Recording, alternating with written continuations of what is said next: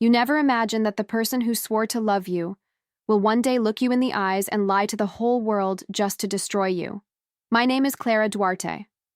I am 34 years old, a single mother of 2 children, and for many years, I lived in silence. I lived suffocating my own pain, trying to protect my boys from the chaos that their father spread wherever he went. But there comes a point where silence becomes complicity, and I refused to be an accomplice to evil. That's why I ran away. And that's where it all began. My story has no princesses or fairy tales. It has lies. It has threats.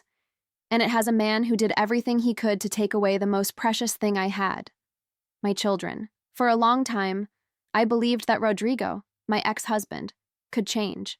I believed in the promises, the apologies, the bouquets of flowers after fights, till one day, he stopped yelling, stopped slapping. And when he raised his hand in front of our oldest son, I knew. It was now or never. I picked up the children in the middle of the night. A coat for each, a sketchbook, and a bowl of rice and beans. We left without looking back. I found shelter at a friend's house. I rented a room with the severance pay from my old job, and for the first time in years, I slept with the door locked and with my heart beating for myself. But Rodrigo didn't accept being left, and then all hell broke loose. He went to the police station the next day. He said I had kidnapped our children. He said I was unstable, that I had outbursts, that I threatened the children. He said I was dangerous, that I needed to be hospitalized. And the worst part? He was a lawyer. He knew how to manipulate the system. He knew exactly where to poke. And he had money. While I could barely afford the kids' milk, he hired one of the best offices in town. I received the summons on a rainy morning, with my 2-year-old son clinging to my leg. The paper said that I was forbidden from going near the children. That, until further notice, custody would be handed over to the father. That destroyed me. How do you explain to a 5-year-old that you can't hug her because the courts need to investigate? I remember crying on the kitchen floor, silently, because I couldn't scream. My son was in the next room. But there, on that cold floor, I promised myself, you may have taken my children away, but I will take off your mask. And when I do, Rodrigo, no one will want to look you in the eye again. From that moment on, my plan began. And if you think a wounded mother is dangerous, wait until you see what she is capable of doing when everything she loves is ripped away from her. This is my story, and I'll tell you everything, with every detail, because when the truth came out, he lost much more than he imagined. If there is a moment when a woman realizes that she has been completely betrayed, it is not when her husband hurts her for the first time. That's when she understands that he never really loved her, that she was just another pawn in his power game. Rodrigo was good with words. Too good. He knew how to manipulate, how to distort, how to smile while sticking an invisible knife in the back of the person he claimed to love. For years, I convinced myself that I was in a difficult but salvageable marriage. I blamed myself for the fights. I blamed myself for him cheating. I even blamed myself for him hitting me, as if my patience was what was needed for him to go back to being the man he started with. But the man of the beginning never existed. The first betrayal was emotional, then physical, then financial. He started controlling my access to money, my car, my friendships, and the worst part, to my own narrative. She's very sensitive, he told friends. Clara has crises. It's PMS. She forgets things. She lives in a dream world. He started planting the idea that I was unstable, first in the circle of friends, then in the family, and finally, in the documents. Yes, he fabricated a psychiatric history. He created a dossier with false reports, supposed messages from worried neighbors, even an old prescription for antidepressants that I had taken for mourning. In his hands, it became proof of chronic mental imbalance. The climax came when he appeared in front of the children's school with a court order in hand. I was leaving the pedagogical meeting. I had just finished talking about Kayo's progress in reading and Malu's creativity with drawings. My heart was filled with pride. That's when I saw him, in a dark suit, standing straight, accompanied by 2 court officers. Clara Duarte? One of them asked. I confirmed hesitantly. We are here to comply with the court order. The children will stay with their father from now on. Everything stopped. My world stopped. I knelt down right there. In the middle of the school parking lot, Kayo was crying. Malu was screaming, holding on to my waist. And him? Rodrigo watched. cold, with a slight smile at the corner of his mouth. The looks around me cut through. Parents, teachers, even the principal appeared. Nobody understood anything, but the damage was done. That morning, Rodrigo won. He ripped my children from my arms, humiliated me in front of the entire school, and still came across as the responsible father protecting his children from their sick mother. I came home with empty arms. I lay down on the children's bed and smelled them still on the pillows. And there, between silent sobs, I understood. Rodrigo didn't just want custody. He wanted to erase me, destroy me, turning me into a confusing and shameful memory in the minds of our children. And that's exactly why I swore that he would pay, not angry, but with evidence, with truth, because I had something he underestimated: time, memory, and a wounded soul that would not die in silence. You think you know what pain is, until you lose your children in life. Until I heard the sound of silence inside the house, where before there was laughter, footsteps, scattered toys, voices calling mommy. The fall started slowly. First there was absence, then there was shame, and then the abandonment. People started to move away, some out of fear, others out of judgment, but most for convenience. It was easier to believe an official account than to enter the minefield of my tears. Even my mother, who has always been my rock, was shaken. "Daughter, are you sure you're okay? He showed me some papers here. I just want to understand what's going on." It hurts more than a slap. Because when even those who know you start to doubt, you start to doubt too. I stopped going out. I deleted my social media. I declined invitations, turned off my cell phone. The house became a prison with the smell of dead childhood. Sometimes I would put my ear to the walls and think I could still hear Malu laughing in the room. Sometimes I dreamed that Caio called me from the door. "Mommy, come see my drawing." And he woke up with tears in his eyes, stretching his arms out into the void. With each monitored visit, yes, I had to beg for it, my children got further away. They were 30-minute meetings in a cold room with a social worker sitting nearby. Malu looked at me like she didn't know if she could trust me. Caio barely spoke. They were being shaped, conditioned, rewritten. Rodrigo said that I abandoned them, that I had outbreaks, that I was a threat. And I cried in secret, so that they wouldn't feel even more scared.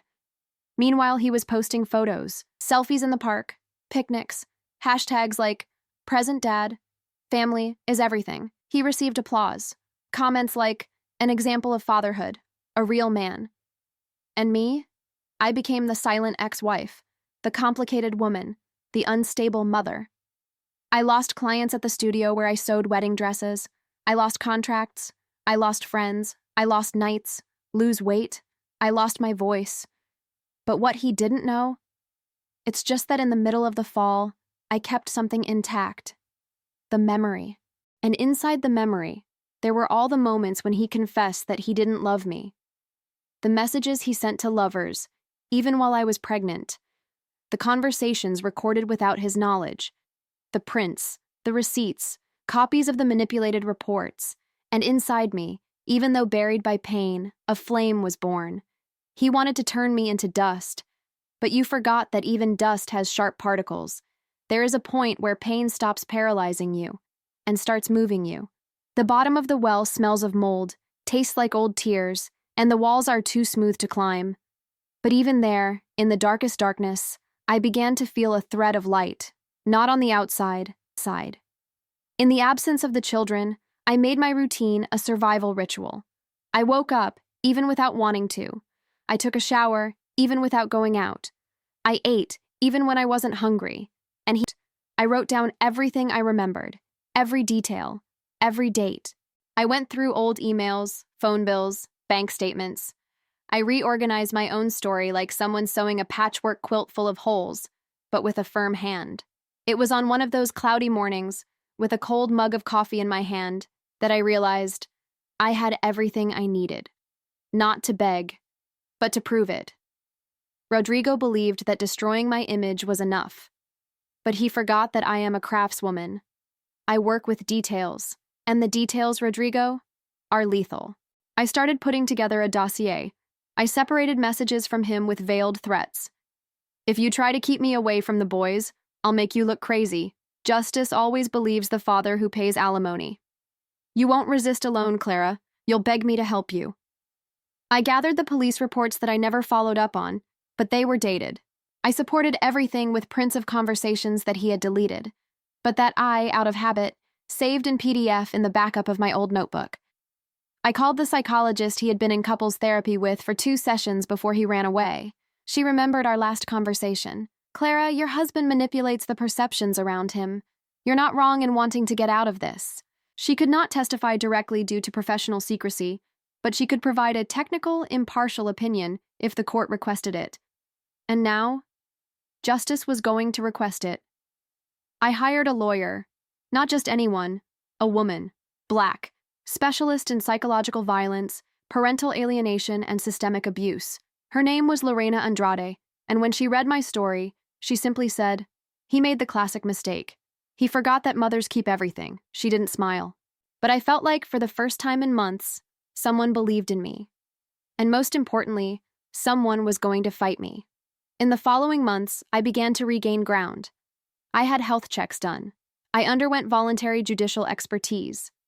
I recorded calls with Rodrigo, where he would let out phrases that, when transcribed, became dynamite. We requested that the confidentiality of some documents that he had handled be broken. And in the midst of all this, something curious happened. My children started dreaming about me. The school coordinator, the same one who looked at me suspiciously on the day of the summons, called me one day without warning. "Clara, Caio drew you with wings," and he wrote, "Angel mommy that daddy said left, but I know it wasn't because she really loves me." I hung up and cried like someone who had found a piece of their soul again. There was no turning back.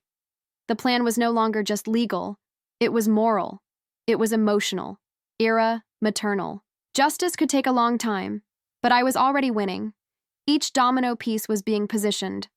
Rodrigo still paraded his image of the perfect father, but the carpet that supported the theater was already full of termites.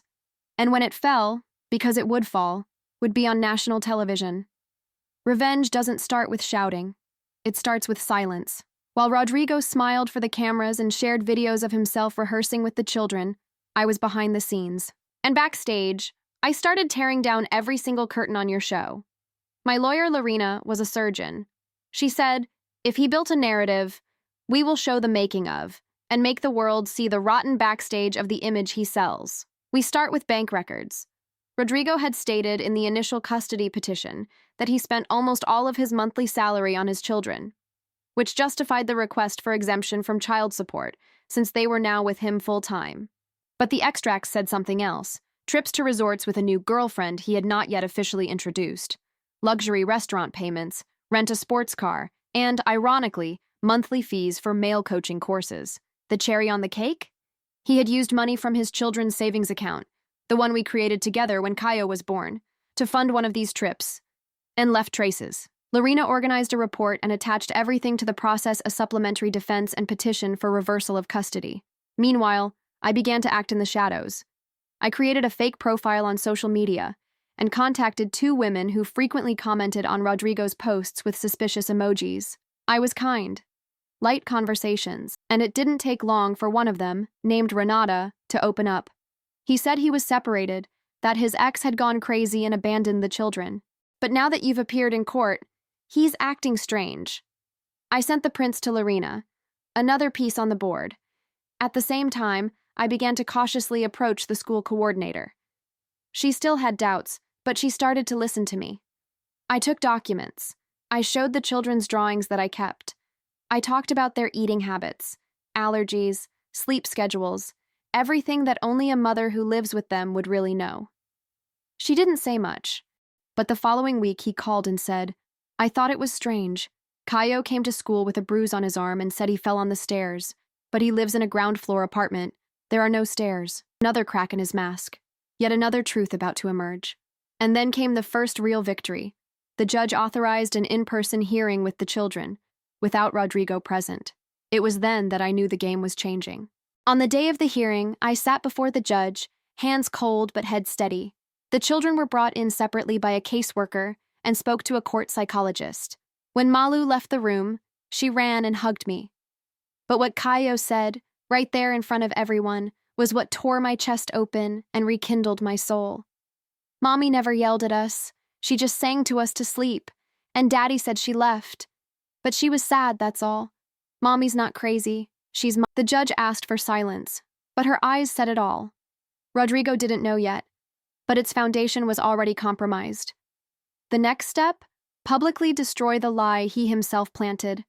With evidence, with witnesses, and with the courage he never thought I would have. You realize the tide has turned when your enemy's silence begins to feel uncomfortable. Rodrigo was always noisy. He posted everything, showed everything. He made a point of showing the perfect father, the evolved man, the model citizen. But from one week to the next, it disappeared, stopped posting, stopped responding to comments. He canceled an in-person course he was going to give at one of these conscious masculinity events. Do you know why?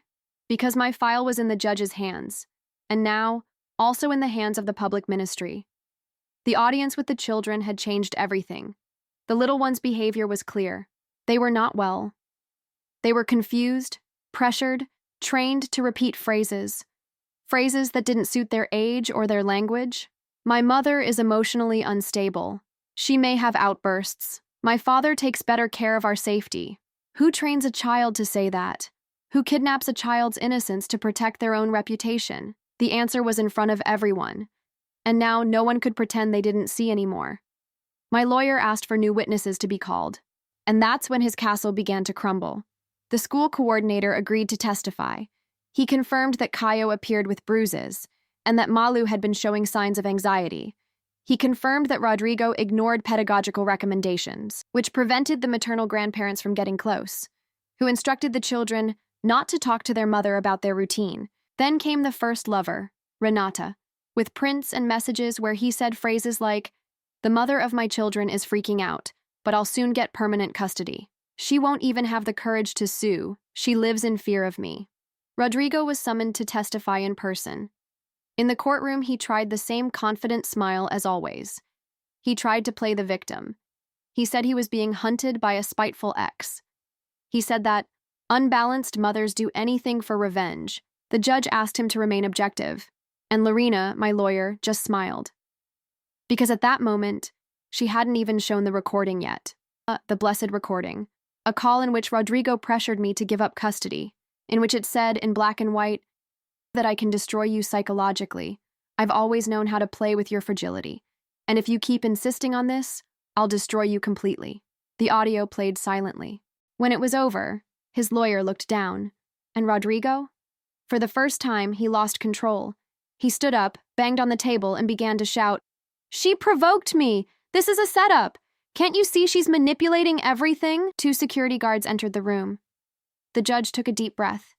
He looked at me, and he said, "Mrs. Clara Duarte, this court recognizes your legitimacy as a stable, committed mother who has been unjustly removed from her children. A preliminary injunction will be issued within 72 hours, temporarily reversing custody.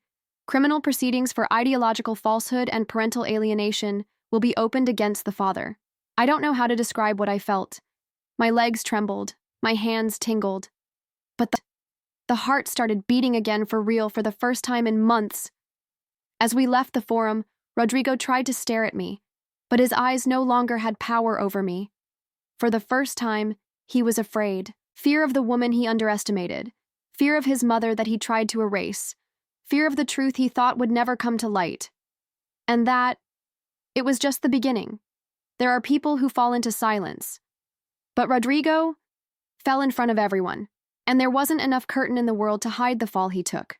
The injunction was issued within 48 hours, faster than we expected. The reversal of custody was signed, and that same day, I went to school to pick them up. Malu ran into my arms with a strength that seemed to contain all the days she was prevented from doing so. Caio hugged me silently, squeezing my shoulders with both hands. He only said one thing, "You're back, right?" And I replied, "I never left. I was just taken away from you for a while." We took some of their clothes that were still in the school locker and went straight home. The rest was left for later. The house, once cold and silent, was reborn. Malu wanted to sleep holding me. Kaio asked to hear the lullaby I sang when he was 3 years old. Meanwhile, on the other side of town, Rodrigo was desperately trying to contain the damage. But there was no more possible containment. The accusations against him were piling up: parental alienation, procedural fraud, psychological violence, misappropriation of funds from children's savings, and worse, ideological falsehood with attempted judicial manipulation. The local press began to sniff around. An investigative journalist who had previously reported on the use of the legal system against women in vulnerable situations contacted Lorena. The article came out 2 days after the hearing. Title in capital letters: Hero Father or Judicial Manipulator. The case of Clara Duarte shakes the image of an influential lawyer. The article contained excerpts from the process, without revealing the children's full names. It brought the call audio with voice distortion.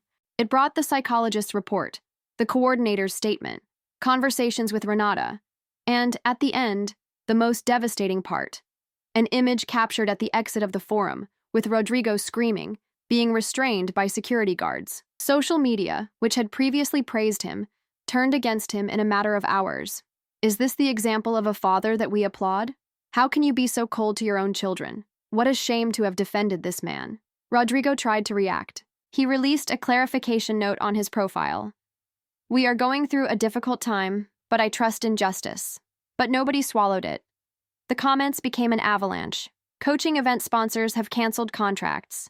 The OAB opened an investigation against him, and the office where he worked issued an internal statement saying he had been suspended indefinitely. The last time I saw him in person was at the second hearing. He entered the room thinner. The disheveled hair, sunken eyes, colorless face. This time he didn't try to look at me. He lowered his head the whole time. His new lawyer called a truce. Rodrigo is going through an emotional crisis and wants to cooperate for the well-being of the children. Lorena just replied, now he cares about his well-being? Let him start by confessing. The judge ordered psychological counseling for him and established supervised visits in a neutral environment. And me? I drove home with my 2 children in the backseat of the car, hearing real laughter. No longer the rehearsed ones I saw in cold, calculated videos. Kaio took my hand while we were driving and said, Mommy, can we pretend it was all just a nightmare? I smiled with tears in my eyes and replied, we won't pretend anything, my love. We will remember. Because remembering is how we protect ourselves from what can't come back. Rodrigo fell, and it wasn't just legally. He fell before those who mattered most. His children. The mask collapsed. The stage collapsed. And now, it was time to rebuild. Rodrigo always believed he was untouchable. But the problem with those who build their entire lives on lies is that when the first ruin gives way, the others fall in a chain. After the report, the domino effect came. A second woman filed a complaint against him, saying he coerced her into having an abortion. A former client of the firm revealed that Rodrigo had manipulated a process to harm her ex-husband and show that he could invert any narrative. 2 colleagues came forward anonymously saying they knew he liked to play with the law, but were afraid of reprisals. The pieces he had always moved arrogantly began to turn against him, and he was left alone. The firm's partners, fearing media involvement, terminated the contract. The investigation at the OAB intensified, and weeks later, Rodrigo had his registration preventively suspended for professional misconduct. He tried to appeal, but it was too late. The judge responsible for the criminal part of the case accepted the formal complaint for parental alienation, ideological falsehood, and use of fraudulent documents. It was the beginning of an investigation that, over the months, could lead to his conviction. And this time, he no longer controlled the script. On the other side of town, I was rebuilding my world. I started sewing again. I laughed again. I'm back to being a full-time mom. Kaio returned to swimming. Malu started taking children's music classes. The nights, once silent, were now filled with stories and requests for one more kiss before bed. But the scars, they were still there. One day, Kaio asked me, "Why did Daddy say bad things about you, Mommy?" And I took a deep breath. I looked into his eyes and said, "Because sometimes, son, people can't deal with the pain they've caused, and they try to hide it by making up another story. But the truth always comes back. It wasn't my job to erase the father figure, but rather rebuild mine, and show my children that dignity doesn't need applause, just consistency. Meanwhile, Rodrigo disappeared from the networks. He moved to another city, I understand, trying to start over. But with an active criminal record, open civil and criminal cases, and worst of all for him, no respect left. A mutual friend said he had started taking antidepressants and that his family, the same ones who had turned their backs on me, now treated him with shame, not out of remorse for what he did, but because he got caught. And for them, image has always been more important than truth. Cruel irony. He accused me of being unstable, crazy, of unbalanced. And now he was the man removed from his own name. A man who lost his profession, his reputation, his children, and that, in the end, he had no one left to deceive. But the most symbolic moment of Rodrigo's downfall did not happen at the forum, not even on the news. It happened one morning when I received a letter, delivered by a motorcycle courier. It was his, handwritten. He said he didn't expect forgiveness, who regretted, who didn't know how to stop, and when he realized he had already gone too far, he tried to justify it like someone trying to put out a fire with more gasoline. He asked, in the end, that I consider allowing him to see his children at Christmas. I didn't answer. I showed the letter to Lorena, and she advised that it be attached to the process. It was more proof. And for me, it was the end point. Because forgiveness is not about forgetting. It's about not letting pain continue to rule your life. And me had already resumed the government of mine. For a long time, I thought my life had been destroyed. I thought that what I experienced was nothing more than the ruins of something that would never take shape again. But today, sitting on the porch of my house with a cup of tea in my hands, listening to my children laughing in the backyard, I understand. I was not destroyed. I was forged. Everything he tried to take from me, my voice, my dignity, my children, now beats stronger than ever inside me. Not because I went back to being who I was before, but because I finally became who I should have been from the beginning, whole, entire, and indomitable. I learned the hard way that justice is not immediate, but time, combined with truth, is a surgical scalpel. Cut where needed, touch where it hurts, but in the end, it heals. The proceedings against Rodrigo continue. He still answers for everything he did. I do not wish for blind revenge. I want consequence, and they have already arrived, with the weight of reality, with the bittersweet taste of the fall he built with his own hands. My nights started to smell like childhood again. My house has lights on in the bedrooms again. My children started drawing hearts again with the word mommy written crookedly, but full of love. Today, I have a new support network. Women who have also been through what I have been through. With Lorena, we founded a legal and emotional support group for mothers who are victims of emotional violence and parental alienation. We call it Voices of Iron.